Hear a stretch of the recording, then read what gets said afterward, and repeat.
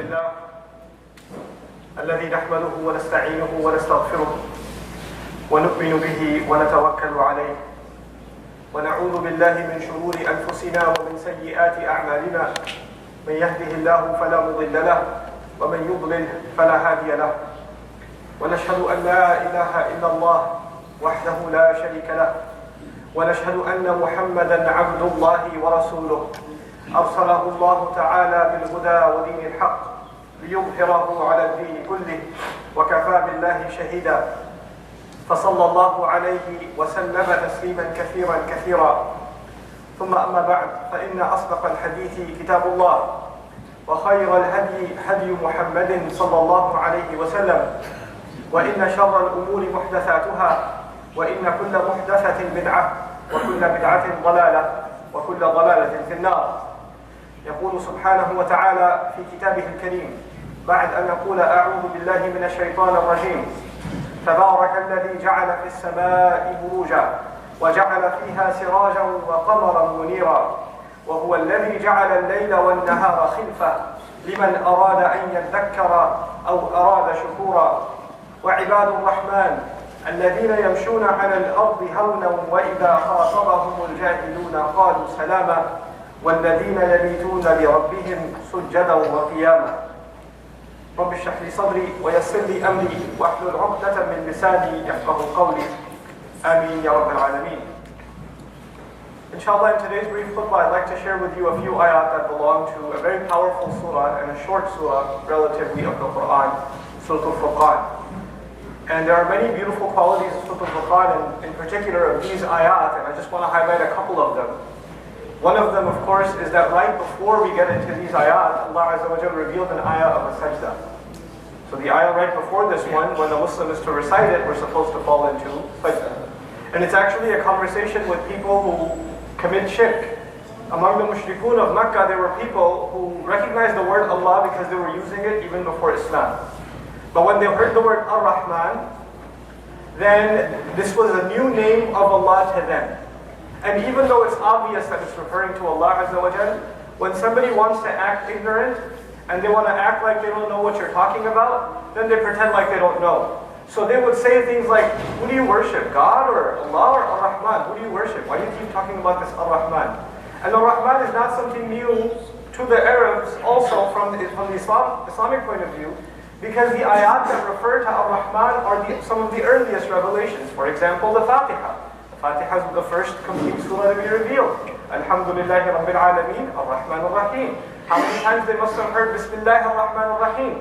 They know enough Arabic to know that Ar-Rahman is a describer of the word Allah. But regardless, when you have to dismantle or undermine somebody's argument or somebody's invitation, then you can say anything obnoxious that comes in your head. And so they said, what Ar-Rahman? What are you talking about? And so in the ayah before, not only did Allah introduce us to Ar-Rahman, He introduced us in such a powerful way that the believers, when they hear that, they are compelled to fall into sajda. They can't even continue to go about their day and just listen on the side. This is an ayah of sajda. Now, when one falls into sajda, this is the most humble position that a slave of Allah can be in. Even from the point of view of a non-believer. When a non-believer sees us pray and they don't know what salat is, they might even come and start talking to you. Because they don't know that you're praying. They don't know what that means. But they will notice that your hands and your eyes and the look on your face, this guy is humble before something. What's going on? Something's on his mind. You know? Then when we go into ruku', it's like the expression of exhaustion. You know when sprinters and things like that, when they run a long time, what do? Literally, just grab their knees like, I can't do anymore. You know? This is our expression that we are weak before Allah Azza wa Jalla. And then sajda, there is no society in the world that doesn't understand that that is actually an expression of the ultimate humility. You cave in before somebody. As a matter of fact, in the most ignorant talk shows and sports shows, they'll have famous athletes come and like just as a joke, the fans are going to be like doing expressions of sajda. Even today in stadiums and things like that. It's incredible.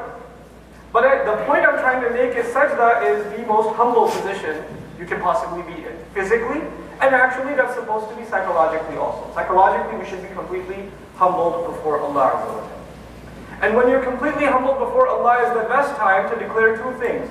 Not only how low you and I are, but how high Allah Azza wa Jalla is. So we're supposed to go into these ayat that I'm trying to share with you. The intent of the surah is to venture into these ayat with an unusual state of humility. تَبَارَكَ الَّذِي جَعَلَ فِي السَّمَاءِ بُرُوجًا. How full of barakah. How full of barakah. I'm trying to make the translation easy to understand. You know, in English translations they say, how blessed is the one that placed a brilliant source of light, a brilliant thing in the sky. جَعَلَ فِي السَّمَاءِ بُرُوجًا. Burj is actually a brilliant tower that you can see from far away.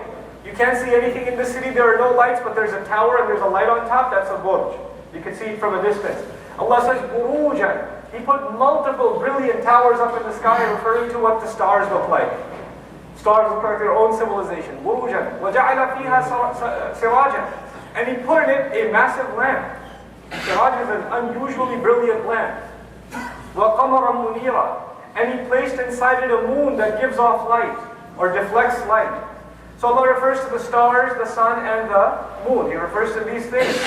And in each of them, He referred to their quality of giving light. You should appreciate that. Then in each of them, Allah could have called it the sun, the stars, the sun, and the moon. But instead of using nujum, He used buruj. Instead of using the sun as shams, He called it siraj. And instead of just calling it qamar, He said qamaran munira. And all three of them, there's the matter of light. There's the matter of brilliance.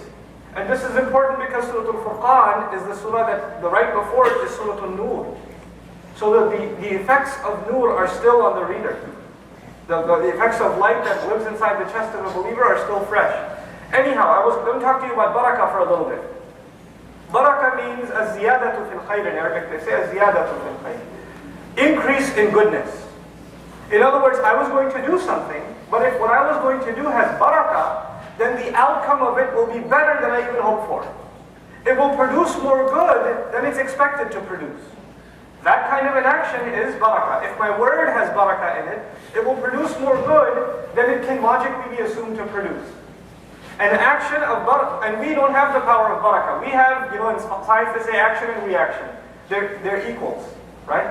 For every action there's an equal but opposite reaction, or consequences even. They're expected consequences. But in the concept of barakah, it says, though Allah Azza wa Jalla comes along, puts His barakah in something, and when He does put His barakah in something, then the goodness of it comes way more than any science can explain, any logic can explain. More goodness comes out of it into your life, into the lives of others. And Allah specifically mentions His barakah in this surah, right after He mentioned His name, Ar-Rahman. In Surah Al-Rahman, you'll notice Ar-Rahmanu 'allama al-Qur'an, and at the end of the surah, He'll say, Tabarak asmu rabbik. He began with Ar-Rahman, He ended the surah mentioning the barakah of that name. Meaning the word Ar-Rahman itself has certain special powers. When we call on Allah with that name, the things that we do have extra barakah in them, have extra power of goodness in them. And that is why it's so understandable that in our deen, Allah Azza wa Jalla and His Messenger sallallahu alayhi wa sallam have instructed us, whatever good thing you start doing, you should start with Bismillahi ar-Rahman ar-Rahim. When we just say Bismillah ar-Rahman ar-Rahim, now the things we're going to do, we are expecting from Allah to put more good out of them, bring more good out of them, than we could have expected ourselves. That no other human being could have done. This is Bismillah ar-Rahman ar-Rahim. And on a side note, even though that's not my khutbah, just using Bismillah ar-Rahman ar-Rahim is enough for a Muslim to always be optimistic. To always be optimistic. Because we called on the name of Allah that's full of barakah. So whatever I'm going to do, Allah is going to increase it. Allah is going to put good in it. The results of this are going to be good. And that's not up to me, or my effort, or my qualifications, even though I should try and do my best. That's because of the barakah of Allah in the end.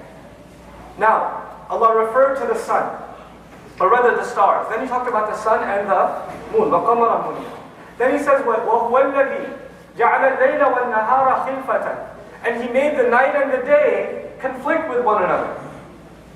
But then He, in this particular ayah, describes why. The harf lam in the Arabic language that's coming, liman arada an yatakkar wa arada shukura. Li can be the word, you can translate it easily as for. He made the night and the day go against one another, meaning they're always battling.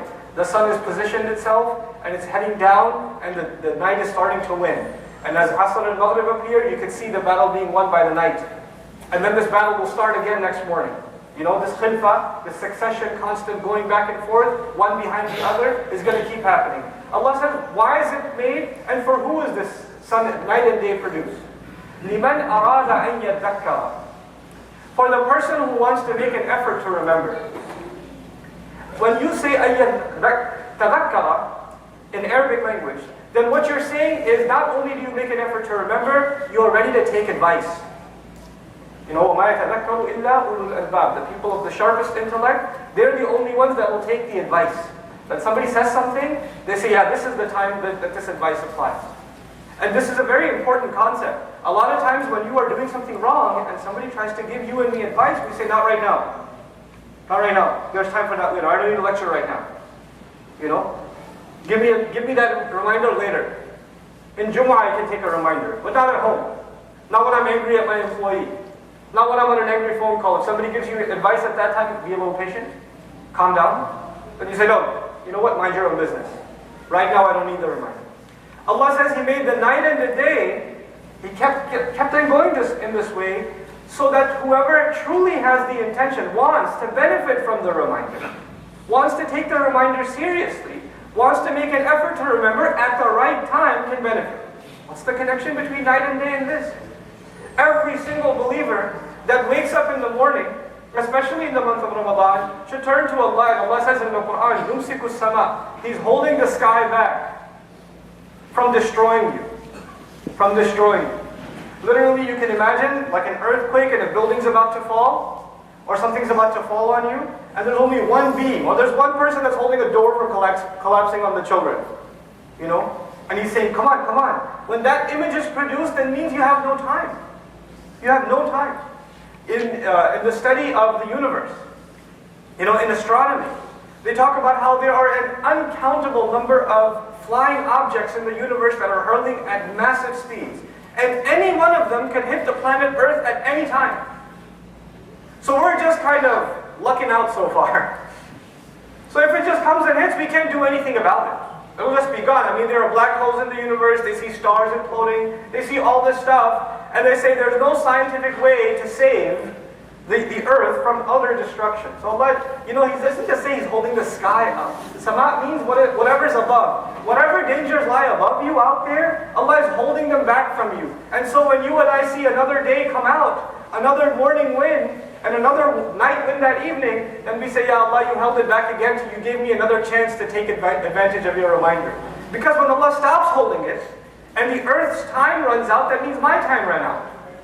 So every single day, a believer is supposed to have a sense of urgency that Allah, out of His unimaginable mercy, بِأَنَّهُ وَالرَّحْمَنِ, because of that, He's giving you and me another day to live, another day to get our act together. أَوْ أَرَادَ شُكُورًا, or also this sky is being held up, and this day and night conflict with each other continually. You get another day and another night, and another day and another night. Why? So that you can be grateful. For the one who intends to be grateful. For the one who wants to appreciate. Now there are two things, benefiting from the reminder and being grateful. Those are the two things Allah Azza wa Jalla talked about in this order. I'll say them again because this is what really the point of my khutbah is. Benefiting from the reminder and being grateful. Those are the two things that Allah highlights in this passage. Now, the very next ayah talks about one of the most important aspects of benefiting from the reminder. And it's very beautiful how it correlates with the sun and then the moon. The sun, obviously, daytime. So the behavior of the daytime is highlighted first. And Allah Azza wa Jalla says, in this beautiful ayah, Allah Azza wa Jalla says, وَعِبَادُ الرَّحْمَنِ الَّذِينَ يَمْشُونَ عَلَى الْأَرْضِ هَوْنًا. The slaves of the Ar-Rahman, those who really enslave themselves to Ar-Rahman. Now I told you, who just made sajda? The believer. Right before we got into these ayat, we had followed into sajda. And falling into sajda means we have declared ourselves slaves. And now Allah addresses those slaves. And He says the slaves of Ar-Rahman, the slaves of the unimaginably merciful.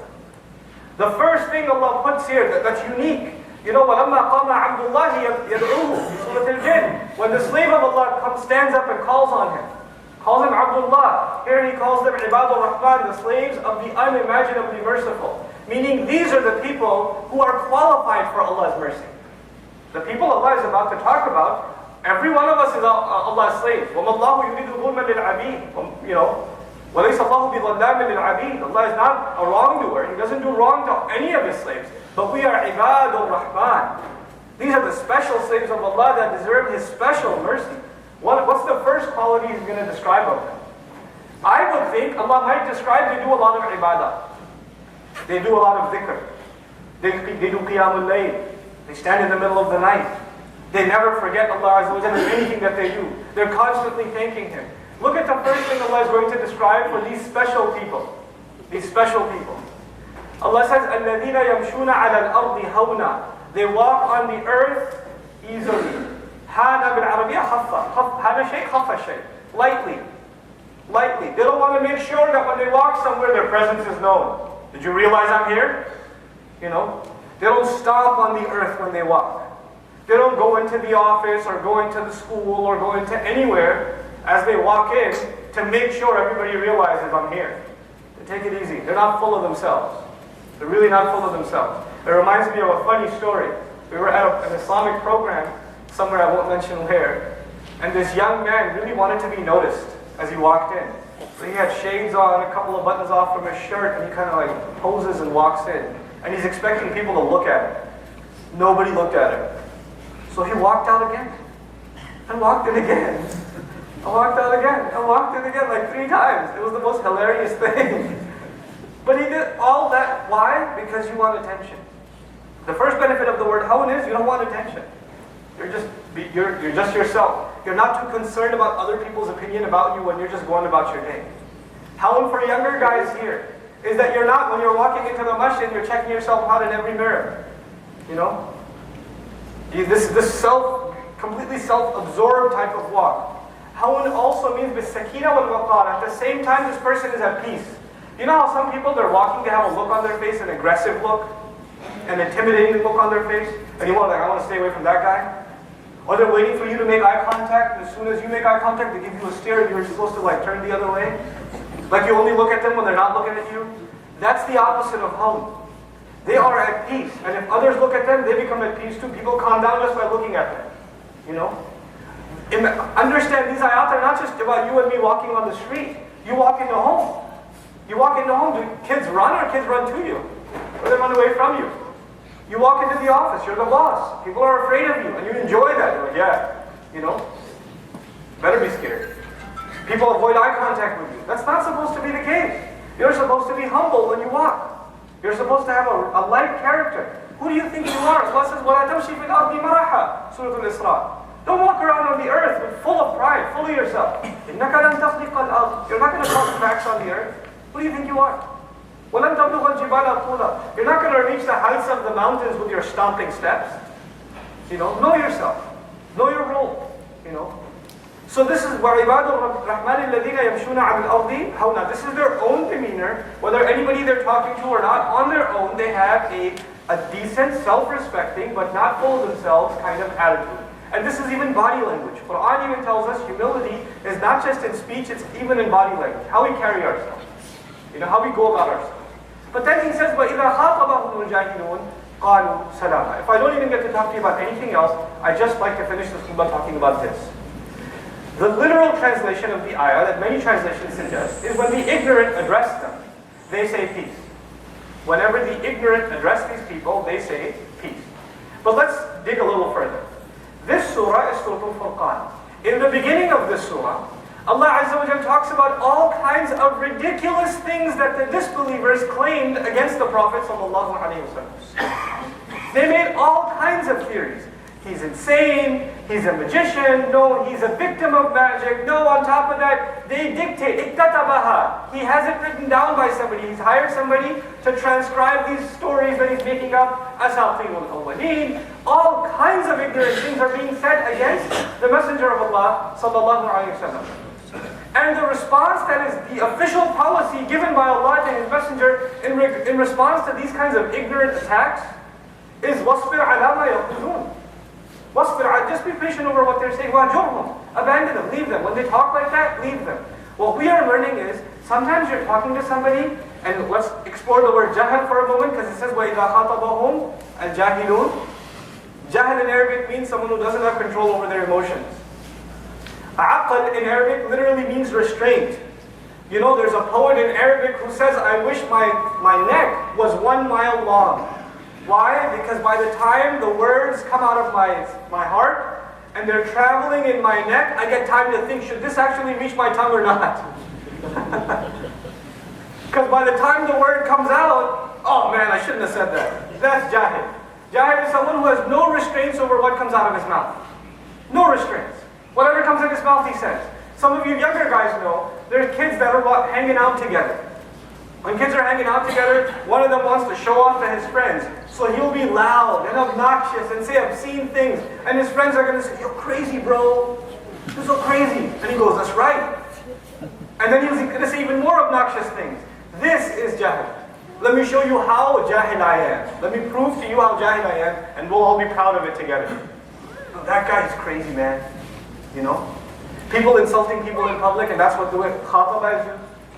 Khataba isn't just used in any context. Khataba is used when you address somebody out loud and in public. You're trying to embarrass somebody publicly. Somebody comes to these people, and they're obnoxious. They don't have any control over their tongue, and it's public. They're humiliating you. They're doing all of that. How are you supposed to respond? You see, when somebody insults you, the first reaction is, oh yeah? Oh, you think you know how to insult? I got a PhD. Let me teach you something. And you can cuss like a sailor way better than he can. So you can respond. But Allah says, you know what they say? They say salaman. They say peace. And salaman actually implies usallimuka salaman. From my side, you're not going to get anything but peace. If it was salamun, I would be happy translating peace. Because it's mansoob salaman, it implies, look, I'm at peace with you. I don't want anything to do with this. It also implies sometimes when people are talking to you in an angry fashion. Maybe like a good friend of mine, we were at this program, and this Christian friend, an older gentleman, he figured out that we're Muslims. And when he figured out we're Muslims, he started cursing the Prophet ﷺ and yelling and screaming, old man. And he's like old man. He's on a cane, and he can barely open his eyes, you know. And he's going at it. I mean, he won't stop. And the stuff he says should make you really angry.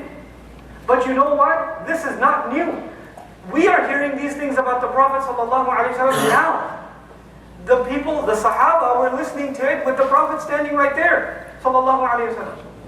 One of the famous stories that really moves me is that people came and they started, the Prophet was sitting with Abu Bakr as-Siddiq ﷺ. They were sitting together. And these people came and they started cursing out the Prophet ﷺ.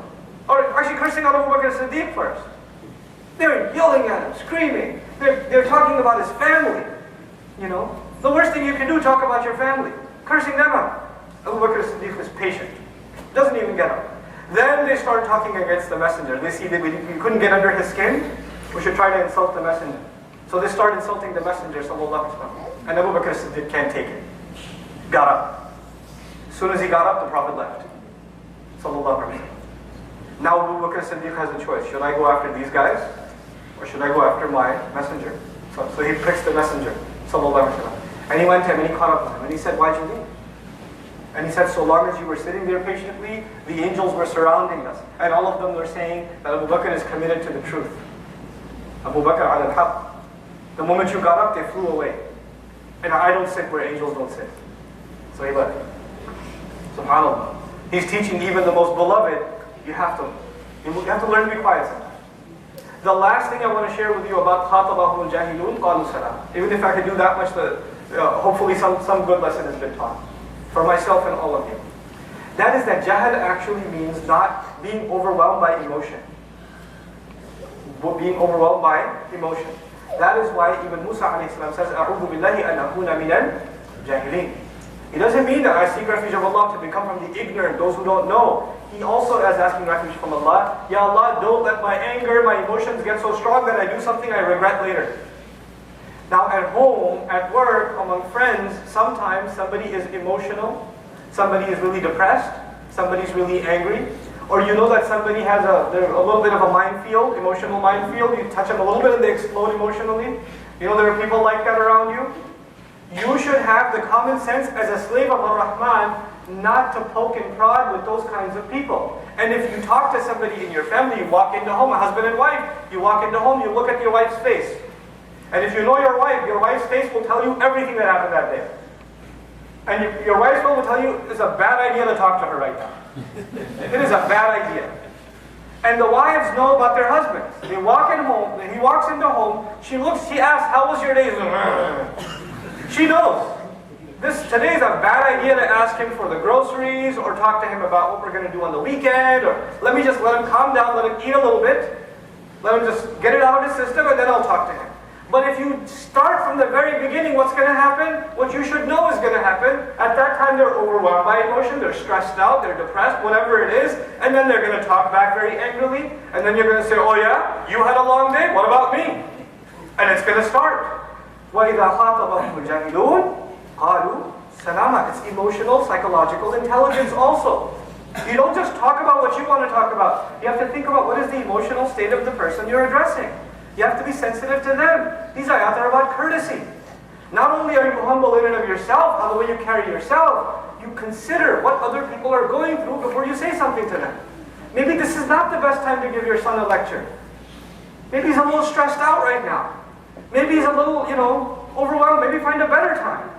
Maybe it's not the best time to tell your wife that she did something wrong. Maybe you could find a better time to do that. Maybe right now she's under a lot of pressure, So and especially as Desis, right? The wife is cooking, 2 kids are hanging off of her and all this stuff, and you're like, hey, you forgot to put salt in here? Come on. Find a better time. Hey, this was amazing. A little more salt next time, it'll be like from Jannah. You can do that, You can do that. But just take it easy, don't say things. Don't say things at the wrong time. This is what إِذَا خَاطَبَهُمُ الْجَاهِلُونَ قَالُوا سَلَامًا. May Allah Azza wa Jalla make us of those that are sensitive when they open their mouth as a result of wanting Allah's mercy. And this is my final reminder to you. And that is that this entire passage was about people, the special people that get the mercy of Allah. So to get the special mercy of Allah, we have to watch what we say. That's the first thing Allah described. قِيَامُ اللَّيْلِ وَالَّذِينَ يَبِيتُونَ لِرَبِّهِمْ سُجَّدًا وَقِيَامًا. They spend the entire night making sajda and making qiyam is mentioned second. This is mentioned first. Can you imagine? That is when we talk to Allah. When we make sajda and we make qiyam, we stand in front of Allah in the middle of the night. That's when we're talking to Allah. Allah said, before I teach you about talking to me, I'm going to teach you about talking to others. You have to learn to talk to others too. That's a matter of your heart too, because when you talk to others in a mean way, your heart becomes hard, and then you can't bring me a good heart when you're ready to talk to me. SubhanAllah. It's an incredible thing. So we have to become people of conscience, of sensitivity, and may Allah Azza wa Jalla make us a people of qiyam and sujood in the middle of the night. Barakallahu li wa lakum fil Qur'an al-Hakim, wa nafa'ni wa iyyakum bil ayati wal dhikr al-hakim.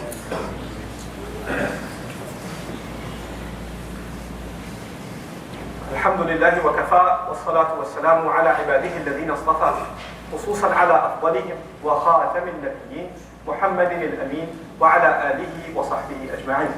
يقول الله عز وجل في كتابه الكريم بعد أن أقول أعوذ بالله من الشيطان الرجيم إن الله وملائكته يصلون على النبي يا أيها الذين آمنوا صلوا عليه وسلموا تسليما اللهم صل على محمد وعلى آل محمد كما صليت على إبراهيم وعلى آل إبراهيم في العالمين إنك حميد مجيد اللهم بارك على محمد وعلى آل محمد كما باركت على إبراهيم وعلى آل إبراهيم في العالمين إنك حميد مجيد عباد الله رحمكم الله اتقوا الله إن الله يأمر بالعدل والإحسان وإيتاء ذي القربى وينهى عن الفحشاء والمنكر ولذكر الله أكبر والله يعلم ما تصنعون أقم الصلاة إن الصلاة كانت على المؤمنين كتابا